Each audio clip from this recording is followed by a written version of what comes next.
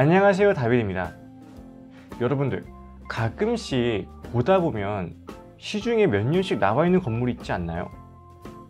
제가 고객분들하고 상담을 하다 보면은 조금 건물을 오랫동안 찾고 계셨던 분들이 계세요. 그분들에게 가끔씩 이제 물건들을 이제 소개시켜 드리고 브리핑 드리다 보면 하시는 말씀이 이 건물 작년에도 봤는데 아직까지 나와 있네요? 라고 하는 경우가 있거든요. 그런데 생각보다 이런 경우가 꽤 많이 있어요. 그래서 이번 편에는 이런 건물들이 왜 몇 년 동안 팔리지 않을까, 어떤 일이 있을까 라는 걸 한번 말씀드려 볼게요. 일단 크게 세 가지 정도 이유가 있어요.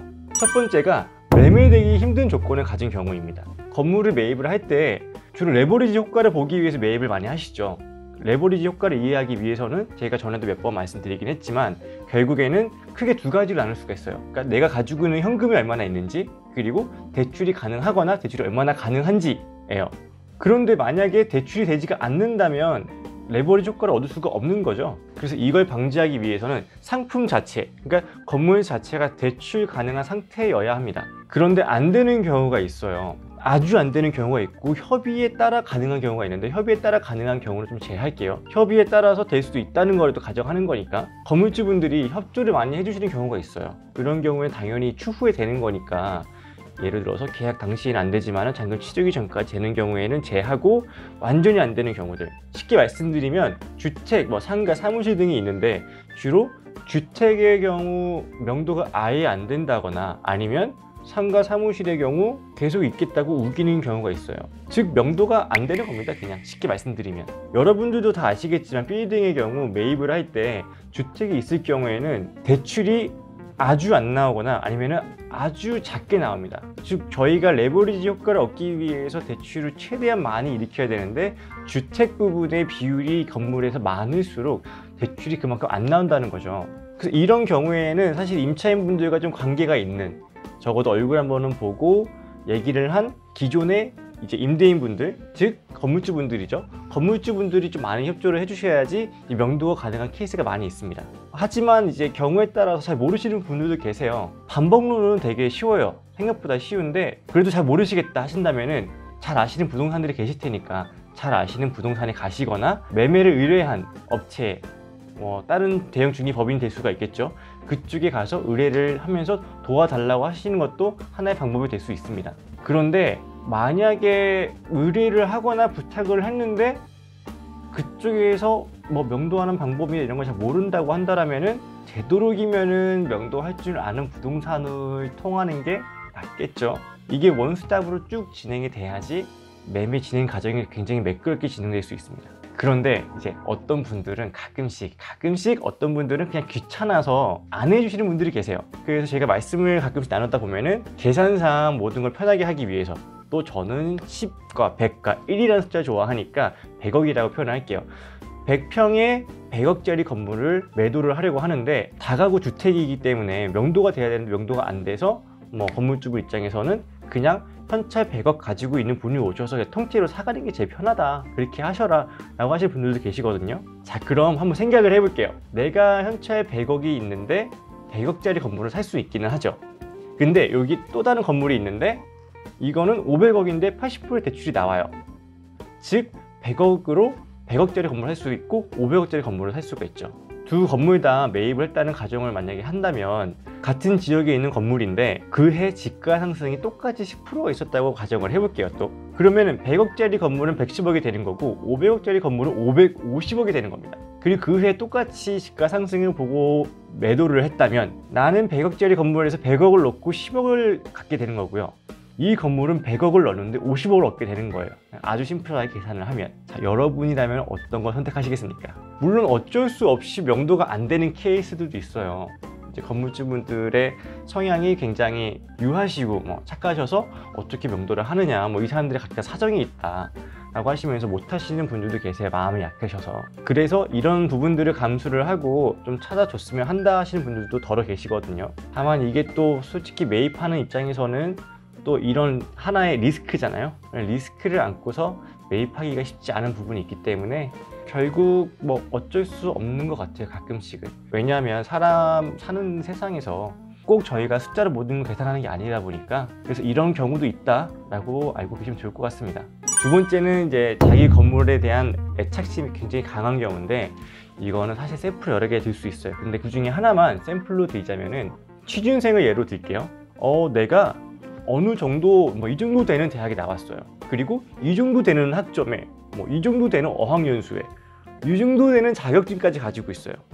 그리고 내 주변을 보니까 대부분 이 정도 기업을 가요.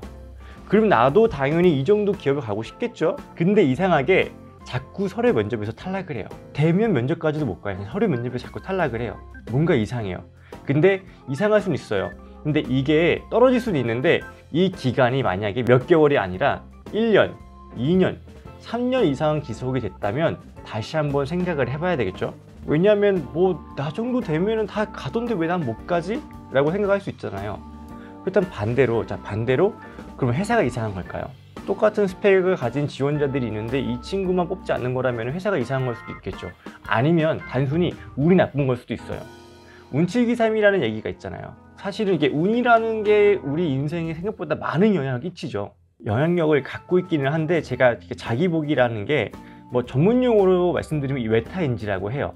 그러니까 자신의 문제점을 한번 판단을 해야 되는 거예요. 근데 자신의 문제점을 판단하는 게 사실은 쉽지 않거든요. 자존감과 자존심이 어느 정도 수준에 있는 거는 굉장히 건강한 상태인 건데, 이게 조금만 더 높아지면, 너무 높아지면 이제 자만감이 되는 거죠.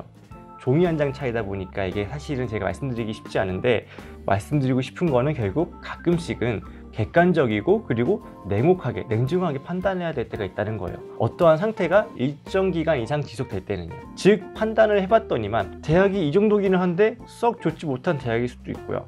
이 정도 학점인데 학점이 사실은 3.0만 겨우 넘는 수준일 수도 있고요. 어학연수를 다녀왔는데 그 기간이 아주 짧다거나 흔히 생각하는 그런 좋은 선호하는 위치가 아닌 곳에 갈 수도 있고요. 그리고 자격증도 분명히 있기는 한데 모두가 따기에 굉장히 쉬운 자격증일 경우일 수도 있죠. 그런데 이 모든 것들은 내가 이룬 거기 때문에 내 자신 스스로 이거 판단하기가 쉽지 않습니다. 그래서 사람인 경우에는 심리학이나 아니면은 이런 퍼스널 컨설팅 업체에 가는 거고, 부동산인 경우에는 대형 중개 법인이나 부동산 컨설팅 업체를 가게 되는 거예요. 왜 굳이 대형이냐 이런 쪽을 가냐면은 지인이나 가까운 사람들한테 물어볼 수도 있을 거예요. 어떤지, 나 자신에 대해서나 부동산에 대해서. 그런데 지인들이기 때문에, 그러니까 정량적인 판단과 정성적인 판단이 있는데, 지인은 둘 다 객관성을 유지할 수 있다고 하긴 하지만 사람이다 보니 내가 이 친구가 마음이 약한 친구라는 걸 알 수도 있는 거고, 아니면 이 친구가 이만큼 노력했는데 내가 괜히 이렇게 얘기해서 상처 주는 게 아닐까라는 걸 수도 있잖아요. 그래서 완전 타인이고 폭이 좀 더 넓은, 그러니까 대형 업체일수록 데이터가 더 많이 쌓여 있겠죠. 지인들은 지인들 안에서만 판단을 하는 거잖아요. 그런데 대형 법인 컨설팅 업체 같은 경우에는 데이터가 쌓여있는 폭이 많다 보니까 이곳에 가서 조금 더 객관적으로 판단받아야 될 때가 있다라고 말씀드리고 싶은 거예요. 근데 또 이때 중요한 거는 나 자신도 이러한 평가들이나 이 객관성을 받아들일 수 있는 준비가 되어야 된다는 겁니다. 문제점들이 뭔지 파악을 하고 냉정한 피드백을 받아야지 나 자신도 성장을 하고 내가 어디에 위치해 있어야지 적정한 시장 가격을 받는지 판단을 내릴 수 있기 때문이죠. 그리고 이런 과정은 우리는 흔히 성장이라고 하죠. 조금 팁이라고 한다면 여러 군데에서, 여러 업체에서 한번 컨설팅을 받아보세요. 적정 가격이 얼마인지, 그리고 거기서 통상 이제 평균을 내서 이제 이 정도면은 이게 내가 생각했던 것보다 적구나 많구나를 알 수 있게 되겠죠. 그렇다고 너무 좋은 말만 하거나 내가 듣고 싶은 말 하는 곳에 끌려하지 마세요. 역사를 보면은 전쟁으로 망한 국가보다 간신으로 인해서 망한 국가가 훨씬 많습니다. 그리고 세 번째로는 일명 이제 갈아탈 수 있는 물건이 없는 경우예요. 이게 어떻게 작용을 하냐면은, 이거를 샘플로 들면은 아까 전에 말씀드린 것처럼 100평에 그리고 100억, 그러니까 평당 1억이 되는 거죠. 건물을 내가 가지고 있었어요. 그래서 매입을 한 다음에 멋지게 신축을 했어요. 몇 년이 지나니까 현재 시세가 300억 정도로 올랐어요. 300억이 아까 전에 말씀드렸던 컨설팅 업체나 대형 중개 법인에서 얘기한 금액이었어요. 시세 차익으로만 따지면 200억이 남는 거니까 손해보지 않는 거죠. 그런데 고려해 보셔야 될 거는 신축한 가격도 포함을 해야 되는 거고요. 또 매도를 진행을 하실 때 이 모든 세금들을 다 빼니까 나에게 남는 거는 60억이 안 될 수도 있거든요. 이 실제 사례입니다. 60억이 안 될 수가 있어요. 그럼 총 160억이 남는 거잖아요. 내가 처음에 매입한 100억까지 포함을 해서. 그래서 다른 걸 보려고 봤더니만은 그 기간 동안 사실은 그 주변도 인근 시세가 다 올라서 전에 평당 1억 100평이었는데 이제는 평당 2억씩 해요. 똑같은 100평 부지를 살려면 이제는 200억이 필요하게 된 거죠. 자, 그렇다면 결정을 해야 되는 순간이 옵니다. 평당 2억으로 해서 80억을 매입을 하실 건지, 아니면 건물 시세 가격을 높여서 다시 200억으로 만든 다음에 실차익을 200억으로 만들어서 다시 100평 정도의 부지를 살 것인지. 그런데 60억인 순수익을 100억으로 올리려면은 내 매매가를 300억이 적정 시세라 할지라도 400억으로 올려야 되는 경우가 있어요.